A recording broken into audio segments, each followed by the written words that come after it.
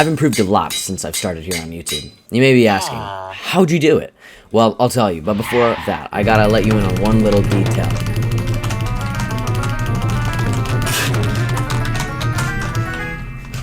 Editing software. Firstly, you should have some kind of editing software so that you can go in and edit your videos. Without edits, your videos may be slow and bland, unless that's what kind of video you're going for, which by all means, go ahead. But even then, editing skills would be of use to you. For my YouTube journey, I use Adobe Creative Cloud. If you don't have the kind of money to be able to get this, then I would suggest using some other kind of editing program, like Final Cut Pro or something like that. You may also be wondering, how did you learn how to use these programs? Well, I'll tell you. The internet. One of the most useful channels that I found on here is called Finzar, where he uses super monkey brain ways of explaining stuff so that even a dumb like you could understand. The first thing that you want to do to start your editing journey is to get your clips into your timeline. Now that you have your clips, you have two choices. Either do minimalistic edits so you get more personal with your community and that the videos are longer with less cuts, memes, sound effects, edits in general, or you can shorten it down, put so many edits to the point where once somebody clicks on the video, they lose their sense of sight, and your videos are so short and have such a lack of personality to the point where the community will forget you quicker than it took to click on the video. Obviously, I go with the latter most of the time. After you add your clips to the timeline, you must make cuts so that you only keep the stuff that you want by pressing C and clicking wherever on the clip so that you can filter out the junk you don't want by pressing backspace on a selected clip that you want to get rid of. To do this process, you must simply spend hours slaving away at the keyboard, begging for the constant cut making to end, praying to the gods that you may get a break once again. After the many hours of painful, grueling torture, you finally have what you want. Good job! It's too bad that you're just beginning the painful cycle. Now you need visual effects.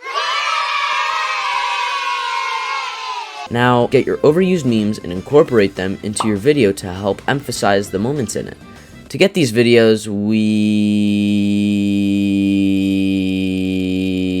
now that you have all of your silly, wacky, goofy clips and memes that nobody will laugh at, you have to add your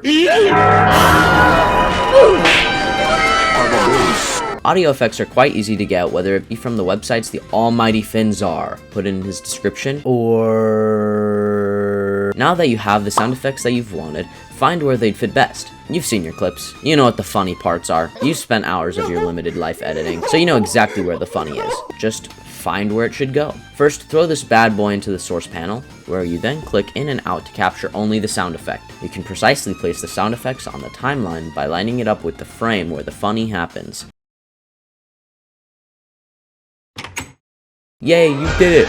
Woohoo! Now just do this for each clip that you want the sound effect to be on. The more sound effects, the better, because loud equals funny. In all seriousness though, sound effects aren't limited to stuff happening in the original video, and using too many may be detrimental to the experience. What I mean is that in your original video, zoom in effects and all of that aren't naturally in there, you have to incorporate them yourself. Whoosh sound effects would be useful if your zoom in effect is quick, giving a bit of atmosphere to the video without being super obvious about your sound effects. Sound effects don't always need the attention. They can often be used very subtly. And now you have a well-developed funny, but we're still not finished. You have a good amount of sound effects, subtle and obvious for good emphasis, and good for you. But even still, there is more to look forward to. Subtitles. With subtitles, you can make a video feel more personal or put even more emphasis on a moment. To add a text layer, just press T on your keyboard. And now you have your word thingy. Now, type up what you want to say. That's it! You're finally done! I was kidding! Now, once we have our text layer, you'll want to line it up with where your person starts talking. If there's a lot of talking throughout your video, just extend the text layer a lot. Then make cuts on it based on where your person starts talking, or if you want to change what it says on the screen. Now, something that I believe is one of the most important things in editing that you will be using for literally anything. Keyframes. Keyframes are basically you telling the program, hey, this is what I want my video to do at this time. What I mean by this is if I have a scale keyframe, zooming in from 100 to 125 within a few frames, then within those few frames, it will go up from 100 to 125. Once it hits that frame, at which it's 125, it will stop doing whatever it's doing. This is what it looks like when both keyframes are in effect. If I make something zoom in within 4 frames, it'll obviously happen within those 4 frames. But if I make it happen within 10 seconds, then it'll take 10 seconds to get that zoom in effect. To make keyframes, click the stopwatch on the left of an effect. Keyframes can be used for any edit imaginable, really.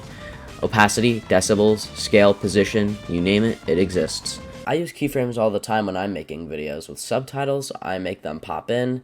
With audio effects, I mess with how loud they are to add emphasis or like slowly get rid of it over time.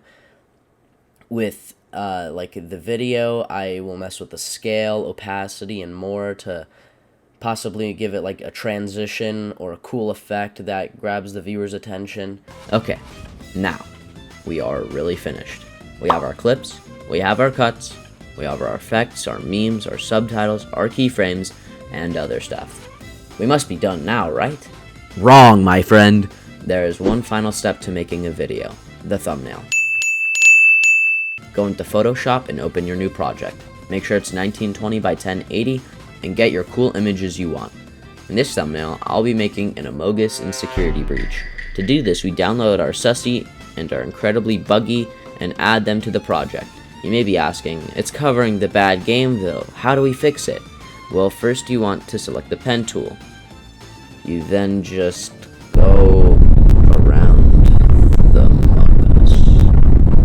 Okay, once we've made our little dots, we can create a mask over it so that anything in the Amogus that isn't Amogus is gone. And now he's in Security Breach. Now we could just shrink him and move him over to the side, but that wouldn't be teaching you guys how to make a good thumbnail. Obviously, we want our flare. To do this, we can click on our Amogus and go to Stroke, Inner Glow, Drop, Shadow, and more, and mess with these settings to get him all cool looking. Now we need to add our text to make this even more clickbaity than it is. To do this, we just click T on the keyboard and put in our text. But it doesn't look good. What you must do from here is mess with its effects as well. We can use Gradient Overlay, the settings we used for the Amogus, and more that I didn't use in this example to make this text look different. With these effects, you can make your thumbnails look much better than they originally would and make them more unique. Well, that about does it for this very quick and generalized tutorial and report on my experience with these programs. Currently, I am learning After Effects through Finzar's Dynamic Link video. It's very useful, and I'm currently making a Valorant montage with it, so let me know if you want to see that in the comments. Huge shout out to Finzar for getting me this far with my 26 subscribers, 27 subscriber special next. Also, I don't really know why I'm talking right now, you know. We're at 8 minutes now. Okay, bye.